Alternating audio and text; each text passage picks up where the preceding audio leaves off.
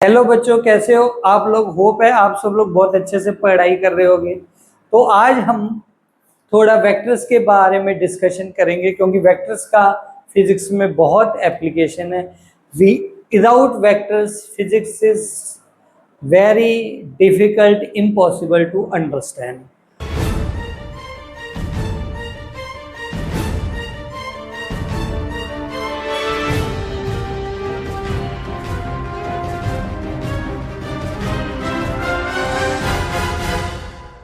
और वेक्टर्स क्या है? देखो, vector is a quantity which has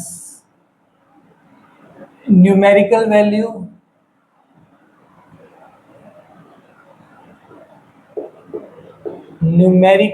value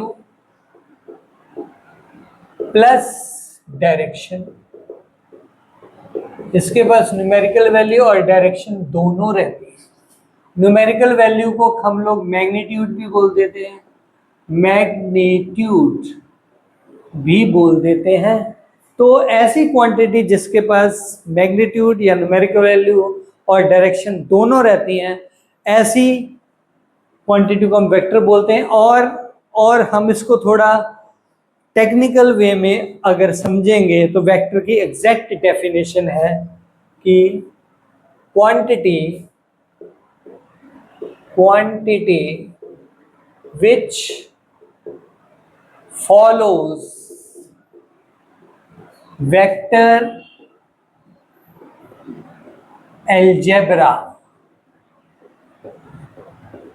और वेक्टर एडिशन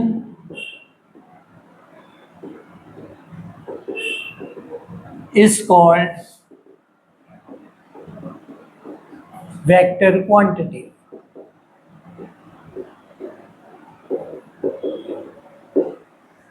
तो वो क्वांटिटी जो वेक्टर अलजेब्रा को फॉलो करती है, वेक्टर एडिशन के लॉज को फॉलो करती है, उसको हम बोलते हैं वेक्टर क्वांटिटी। अब आप इसको सिंपल वे में इसकी फील लाने के लिए आप क्या समझ सकते हो? मान लो कि ये मेरा होम है और ये स्कूल है।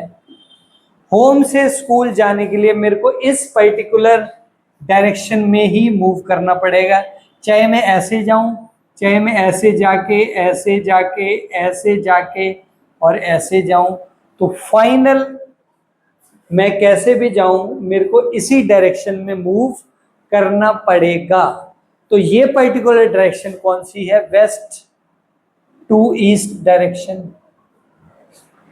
समझे? मान लो यहां पर कोई ऑफिस है, इस ऑफिस में जाने के लिए मेरे को इस डायरेक्शन में ही मूव करना पड़ेगा। ये कौन सी डायरेक्शन है? वेस्ट नॉर्थ डायरेक्शन या नॉर्थ वेस्ट डायरेक्शन आप इसको बोल दो। ठीक है। अगर मान लो कोई शॉप है, यहाँ पे शॉप है, वहां से मेरे को कुछ सामान लाना है, तो उसको मेरे को इस डायरेक्शन में ही घर से मूव करना पड़ेगा। तो ये कौन सी डायरेक्शन हो जाएगी? South west. तो एक पर्टिकुलर डायरेक्शन में ही मेरे को मूव करने के लिए करना पड़ेगा, पर्टिकुलर जगह पे जाने के लिए। तो ये वाली जो चीज है जिसके पास डायरेक्शन भी है और मैग्नीट्यूड भी है, तो इसको हम बोलेंगे वेक्टर क्वांटिटी। जैसे इस केस में स्ट्रेट लाइन यहाँ से यहाँ तक शॉर्टेस्ट पाथ क्या है? डिस्प्लेसमेंट। तो ये एक वेक्टर क्वांटिटी है। ओके, डिस्प्लेसमेंट एक वेक्टर क्वांटिटी है। This is displacement. चाहे मैं ऐसे जाऊं तभी भी इसका डिस्प्लेसमेंट यही रहेगा, तो वेक्टर क्वांटिटी। तो अब होप है आप सब लोग को थोड़ा ये इसका फील थोड़ा समझ आया रहेगा। तो वेक्टर्स क्या है? वेक्टर्स में क्या होता है?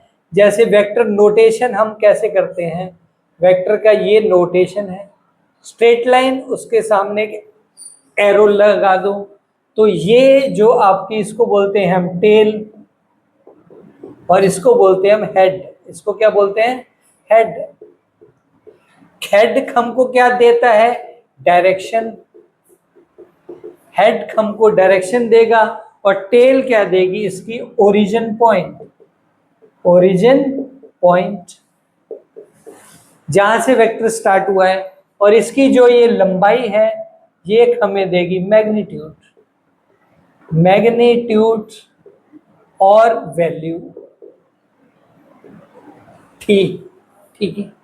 तो होप है आप लोग को थोड़ा समझ आया रहेगा। तो अगर मैं बोलूं कोई वेक्टर ए है और इसको डिनोट कैसे करते हैं, वेक्टर इज डिनोटेड बाय जैसे मेरे को ए वेक्टर है उसके ऊपर हम एरो लगा देते, तो ऐसे वेक्टर को डिनोट करते हैं। बाकी बुक्स में जो है वो बोल्ड लेटर्स में भी वेक्टर को डिनोट किया गया। तो a इज इक्वल टू 5, इसका मतलब है कोई एक वेक्टर है जिसकी लंबाई 5 यूनिट्स है, 1 2 3 4 5 यूनिट्स है, 1 2 3 4 5, और ये पर्टिकुलर डायरेक्शन है, मान लो वेस्ट टू ईस्ट, ठीक है ना। तो ये वेक्टर है जी, इसकी यूनिट 5 और डायरेक्शन वेस्ट टू ईस्ट है, वेस्ट टू ईस्ट इसकी डायरेक्शन है। तो ऐसे आप वेक्टर को डिनोट कर सकते हो। अच्छा, वेक्टर्स के कई टाइप रहते हैं। वेक्टर्स, अच्छा वेक्टर क्वांटिटी ऐसी है, मान लो कोई वेक्टर ए है, कोई भी वेक्टर ए है, मान लो ये वेक्टर है ए, इस वेक्टर को, और ये कोई वेक्टर है बी। अब ए और बी की वैल्यू भी अलग है, डायरेक्शन भी अलग है। तो इस वेक्टर को मैं पूरे बोर्ड पे या पेपर पे कहीं पर भी लेके जा सकता हूं विदाउट इसकी डायरेक्शन चेंज किए, इसका मैग्नीट्यूड चेंज किए। ऐसे इस वेक्टर को भी मैं कहीं पर भी लेके जा सकता हूं। तो ये एक वेक्टर है। अच्छा, तो वेक्टर सब, अगर कोई वेक्टर की लेंथ और डायरेक्शन सेम रहेगी तो दो वेक्टर्स इक्वल रहेंगे। अगर मेरे को ये लिखना है कि A vector is equal to B vector, इसको हम बोलेंगे इक्वल वेक्टर्स। दो वेक्टर्स इक्वल कब रहते हैं? जब उसकी डायरेक्शन भी सेम हो और जब उसकी लंबाई भी सेम हो। तो ये ए वेक्टर है, ये बी वेक्टर है, इसकी लंबाई भी सेम है, इसकी डायरेक्शन भी सेम है, तो ए इज इक्वल टू बी रहेगा। ओके, बात होप है आप लोग को ये कंसेप्ट समझ आया रहेगा। ऐसे ही इक्वल एंड अपोजिट वेक्टर्स हैं। तो इक्वल एंड अपोजिट वेक्टर्स कौन से रहेंगे? अब ये वेक्टर है, सेम वेक्टर जो इसके पैरेलल रहेगा, लंबाई भी सेम रहेगी, लेकिन डायरेक्शन आप रिवर्स कर दोगे तो ये वाला वेक्टर क्या रहेगा? A is equal to minus B, A is equal to minus B. Magnitude same है, वैल्यू सेम है, लेकिन डायरेक्शन जस्ट अपोजिट है, तो माइनस साइन लगा देंगे। माइनस मतलब अपोजिट वेक्टर। ओके, तो और पैरेलल वेक्टर्स कौन से रहेंगे? तो पैरेलल वेक्टर्स जिनकी डायरेक्शन सेम रहेगी लेकिन मैग्नीट्यूड उनका सेम भी हो सकता है और डिफरेंट भी हो सकता है। ऐसे एंटी पैरेलल वेक्टर्स इक्वल भी हो सकते हैं, और लेकिन मेन कंडीशन है वो दोनों की डायरेक्शन एकदम अपोजिट रहेगी, यानी एंगल दोनों के बीच में 180 डिग्री। इक्वल वेक्टर्स के बीच में एंगल रहता है 0 डिग्रीज। तो इसमें एंगल कितना रहेगा? दो वेक्टर्स के बीच में एंगल कितना रहेगा? इसमें 180 डिग्री रहेगा। और इक्वल वेक्टर्स, यहाँ पे लिख लो आप, equal vectors have angle is equal to 0 degree, क्योंकि उनकी डायरेक्शन भी सेम है। और मान लो ए वेक्टर है, बी वेक्टर है, इनकी डायरेक्शन भी सेम है, एंगल दोनों के बीच में theta is equal to 0 degrees. तो होप है आप लोग को समझ आ गया रहेगा। एक होते कोलिनियर वेक्टर्स जिनका की ओरिजिन पॉइंट सेम हो, उनको हम कोलिनियर वेक्टर्स बोलते हैं। मान लो कि ये दो वेक्टर्स हैं, ए और बी और सी डी। तो ए vector, B vector, C vector, D vector, इन सब का ओरिजिन पॉइंट एक ही है O, तो ओरिजिन पॉइंट जो टेल से जुड़ रखा है, तो इन सब का, तो ये सारे क्या है, कोलिनियर वेक्टर्स। ऐसे हैं कोप्लेनर वेक्टर्स जो एक ही प्लेन में हो। अब जैसे कि ये पूरा प्लेन है, तो इसमें ये सारे वेक्टर्स क्या हैं, कोप्लेनर वेक्टर्स हैं। ये सारे वेक्टर्स कोप्लेनर क्योंकि एक ही प्लेन में है। लेकिन कोई वेक्टर ऐसे हो 3 डायमेंशन में, इस डायरेक्शन में या इस डायरेक्शन में या बाहर को निकल रहा हो, तो वो कोप्लेनर नहीं रहेगा। इस प्लेन पे जितने भी वेक्टर्स हैं ब्लैक बोर्ड पर, मतलब व्हाइट बोर्ड पर जितने भी वेक्टर्स हैं वो सारे कोप्लेनर वेक्टर्स हैं। तो ये कुछ वेक्टर्स हैं। अच्छा, अब वेक्टर को तो हम ऐसे डिनोट करते हैं, ये तो वेक्टर है जिसके पास डायरेक्शन भी है और वैल्यू भी है, लेकिन वेक्टर की वैल्यू को हम ऐसे डिनोट करते हैं। तो इसका मतलब है मॉडुलस ऑफ ए। तो ये क्या कहलाता है, magnitude of A. Magnitude of A vector यानी कि value of A, value of A vector. तो इसका मतलब होता है वैल्यू।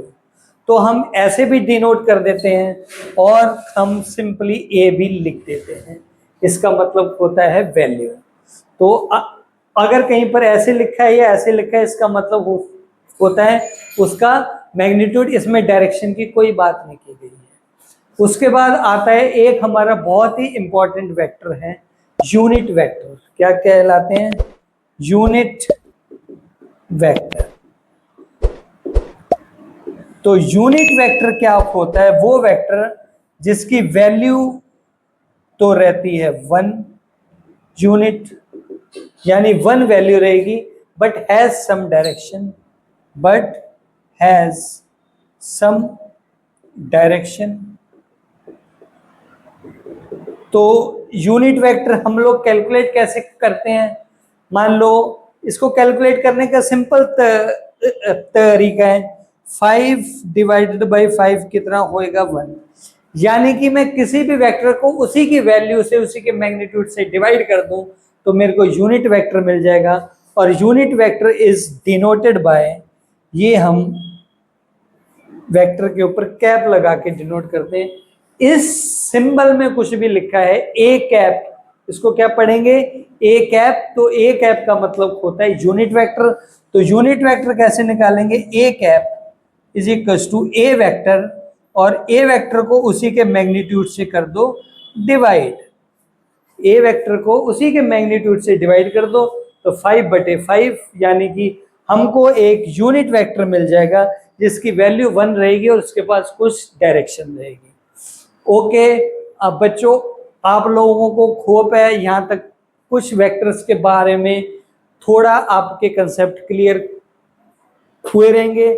नेक्स्ट लेक्चर में मैं आपको वेक्टर्स की और एप्लीकेशंस और वेक्टर्स के बारे में थोड़ा डिटेल और वेक्टर एडिशन के बारे में बताऊंगा। ऐसे ही आप लोग हमारे चैनल सचदेवा क्लासेस के साथ जुड़े रहिए और अच्छे से पढ़ाई करते रहिए। Thank you very much.